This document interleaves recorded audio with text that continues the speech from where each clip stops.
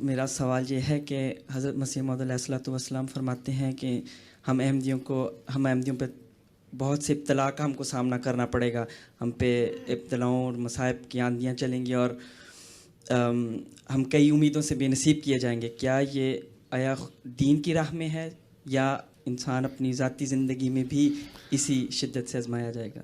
حضرت مسیح علیہ السلام جب فرماتے ہیں تو وہ نبی جب کوئی بات کہتا ہے نا تو وہ دین کے لیے کہتا ہے. اگر احمدیوں پہ اگر کوئی ابتلا ذاتی طور پہ بھی آتا ہے، انفرادی طور پہ آتا ہے، ذاتی طور پہ نہیں انفرادی طور پہ، تو وہ بھی عموماً دین کے لیے آتا ہے. ٹھیک ہے. 74 میں قانون جو فساد ہوا، جو جھوٹی کہانی بنا کے انہوں نے زبانیں ٹانگ کے دکھانا شروع کر دی کہ دیکھو جی مسلمانوں کی زبانیں کاٹ دی، اور بکرے کی زبانیں لے کے پھرتے تھے. ہم لوگ یونیورسٹی میں تھے تو ہمیں نکال دیا، سامان ہمارا جلا دیا، گئے تو ہمارے لڑکوں کو مارا بھی. میں بھی قابو آ سکتا تھا لیکن نہیں آیا اللہ تعالیٰ نے بہرحال، لیکن اور آئے. تو یہ ابتدا جو انفرادی طور پہ ہوئے اور اس کا صدمہ بھی بڑا ہوا، تو اس میں وہ دین کی خاطر آئے تھے.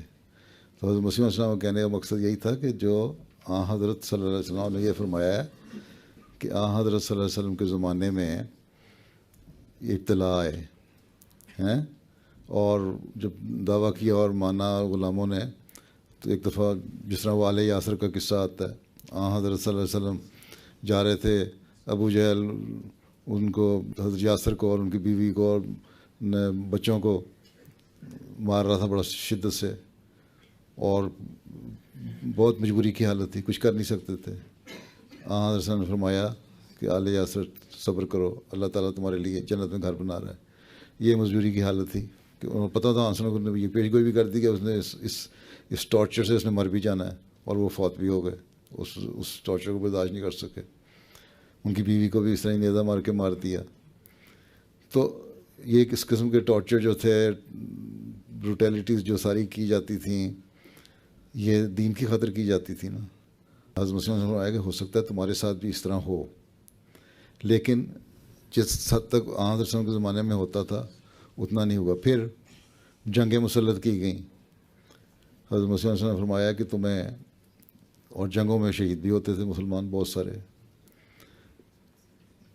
تمہیں لوگوں کو تو جنگیں مسلط نہیں کی جا رہی، اور اس طرح ہو سکتا ہے شہادتیں تو ہوں، برداشت کرنے پڑیں سختیاں، لیکن اس حد تک نہیں جائے گا، وہ انٹینسٹی نہیں ہوگی تمہارے لیے جو آن وسلم کے زمانے میں ہوئی تھی.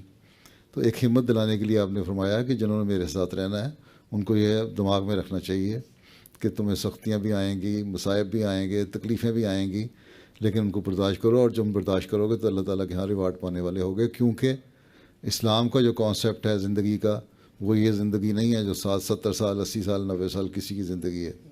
اسلام کا جو کانسیپٹ زندگی کا، وہ ایٹرنل زندگی، آخری زمانے کی زندگی ہے، مرنے کے بعد کی زندگی ہے، جو ہمیشہ کی زندگی ہے. تو اس میں اللہ تعالیٰ ریوارڈ دیتا ہے.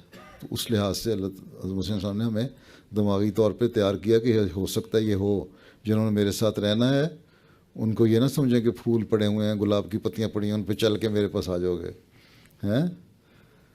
وہاں تو سختیاں برداشت کرنی پڑیں گی بعض لوگوں کو، اور یہ ضروری نہیں ہر ایک کو کرنی پڑے.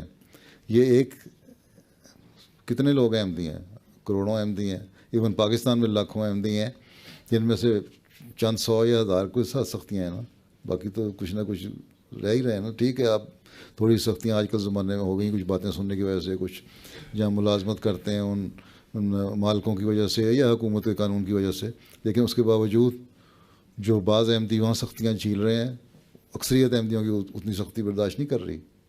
ٹھیک ہے نا. تو اس لیے تیار کیا تھا ذہنی طور پہ، اور وہ ذاتی زندگی میں نہیں ہے، جماعتی زندگی میں ہے، جماعت کی خاطر کرنا. باقی جو ذاتی مسائل آتے ہیں، پریشانیاں آتی ہیں، کسی کا بچہ فوت ہو گیا، کسی کا بھائی فوت ہو گیا، کسی کا والد فوت ہو گیا، کسی کو مالی تنگی آ گئی، تو یہ چیزیں جو ہیں یہ تو عیسائیوں کو بھی آتی ہیں، یہودیوں کو بھی آتی ہیں، امیروں کو بھی آتی ہیں، غریبوں کو بھی آتی ہیں. بڑے بڑے امیر ہوتے ہیں جن کے بزنس فلاپ کر جاتے ہیں، بالکل ہی ختم ہو جاتے ہیں، بینکرپٹ ہو جاتے ہیں، اور جہاں وہ کئی نوکر ان کے گھر میں خدمت کرنے والے ہوتے تھے وہ خود نوکریاں کر رہے ہوتے ہیں. تو دنیا داری میں بھی یہ ہو جاتا ہے. ٹھیک. درست.